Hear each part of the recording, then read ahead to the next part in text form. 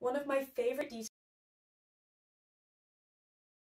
to create when I'm making patterns is a little twist detail like this. Why? Well, it looks really complex, but honestly, it's actually so simple to create.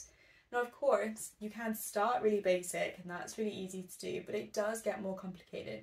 But that's also another great thing about this detail, that it can get more complex and you can try different variations depending on your skill and your ability level. Now, a twist like this can take so many different forms. Our most simple form is 2 strips of fabric twisted through each other like this. We can take it up a notch and do 1 large strip twisted through 1 small strip. We can add it into a bodice, so we have our armholes, necklines, all of that grown on. We have a seam running through the twist as well. Or we can make it into a dress like this. And honestly, those are just a few examples. There are so many more variations that you can do. But going back to that really simple twist, just 2 pieces of fabric twisted through each other. Now I know I keep calling it a twist, but really, if I'm going to get super literal about this, it's more of like a link. Think of it like a chain link. So I've got my 2 pieces of fabric here. They are just straight strips of fabric. There's nothing special about them. What I'm going to do is going to take one and I'm going to bend it in half. And these 2 edges here, which are actually one edge, are going to stitch together. And I'm going to leave a little hole here at the end. What I'm doing is creating a little loop there. Then I'm going to take my second piece of fabric and I'm going to do exactly the same, but instead of just folding it in half, I'm going to thread it through and then I'm going to fold it in half. So taking one end, threading it through, taking 2 edges that are actually the same edge, picking them together like this,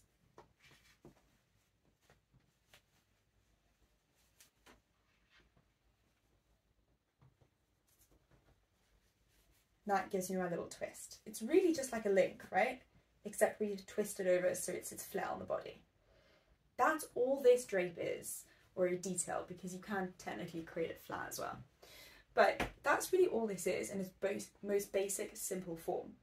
You can, like I said, take this up a notch. You can grow on your armholes, your necklines, all that kind of stuff, and it gets much more complex. But all you need to understand about this when you're starting out is that this beautiful twist detail here is literally just 2 strips of fabric linked together. So let's have a closer look at some of these variations. I'm going to unpin this and we'll come back to this one because it's probably the most complex. So just with 2 strips of fabric with some tension applied, just that little simple link creates this kind of detail.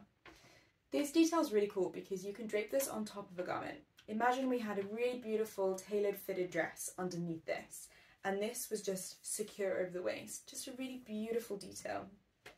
You can also put this anywhere around the body. It's really fun to play around with your curves. Maybe you want to drape it here like I've done over the waist. You could do it more in between the bust to really exaggerate that shape of the bust. You can also do it through your hips. You can do it through the back. You can do it as like a little detail in a backless dress. You can play with this as much as you like. And that's the best thing about this detail. It's so versatile. Now there are a few things that affect this drape or this twist. Different fabrics, of course, will affect it loads. Different grains, the shape and the size of the pieces. Of course, these ones are just straight rectangular pieces. You saw them. But what if we had one piece that was smaller and one piece that was bigger? What if we had one piece that was more curved, one piece more square? All of these things will affect how it sits on the body.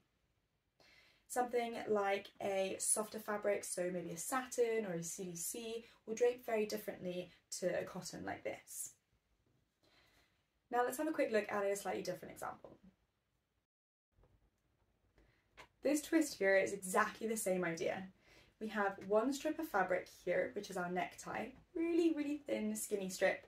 And then this pink bit is just a rectangle that I've just literally threaded through a loop. Obviously I've double tied the necktie, so you can imagine if this wasn't here, then it would literally just be that link through there. But it's exactly the same idea, but just with a smaller strip for the necktie and a larger strip for the body. You can see we have all of these lovely drapes through here, kind of in the same way that we did for our first twist, but it's much different.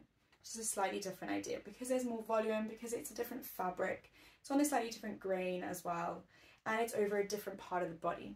All the shaping for our bust is going straight into that drape. We don't need any darts or anything down here. Again, this is an idea you can take anywhere around the body. You could do a twist like this on the back. You could literally flip this over, have your knot over here, and have this going down here. You wouldn't even have to do up the seam in the middle. This seam here, you could open that up. You could have an open back detail. There's so many things you can do with this. Okay, so let's have a look at another example, slightly more complex. Okay, so going up another level of complexity. We have that same idea of our original drape, two pieces of fabric threaded through each other, but here, instead of our fabric being a rectangle piece and going straight here and straight here, we've grown on this section here. So it's almost like that's there, and then we have fabric to create the bust and then fabric to create the skirt. It's exactly the same idea though, just with much bigger pieces and slightly different shapes cut into them. It's worth noting at this point that this is just a very rough drape I've done on the stand just to show you guys the idea of this drape and how it works. There is obviously a little bit more to it when you're draping and it gets a bit more complex, but this is very, very roughly done. I want to unpin it and show you guys exactly how it works. So let's start with our calico side. Unpin my shoulder, my side seam. This is my seam here that I would stitch together, but this is just one piece of fabric, right? You can see when I pull that through, this edge is all one edge, and this edge is all one edge. Of course, I've got a big fold on there as a facing, but that's all that is. And when this pattern piece opens out, it would just look like this, but wider here. The other side is an exact mirror as well. It's literally just two strips of fabric threaded through each other. Yes, we've got an armhole and a neckline on there. Yes, we've got a shoulder. Yes, we've got a facing, but those are all things that make this a slightly more intermediate kind of drape. Now, let's take this up to our final level of complexity for today. Final one for today. This one is much more complex because we've got our centre front seam here above the twist and below. What that means is that we have the seam here where our one piece folds and stitches to itself. Then we have a seam here and here where our two pieces stitch to each other. This is a pattern that you can either drape or create flat. So I'll show you how I did it flat because it gives you an idea of how we add in the volume. Again, very, very roughly done. There are obviously like more technical things to this, but just to give you a sense of how this works. This is my pattern piece that I cut into and added volume in, and you can see where I've put that in. Neckline, shoulder, armhole.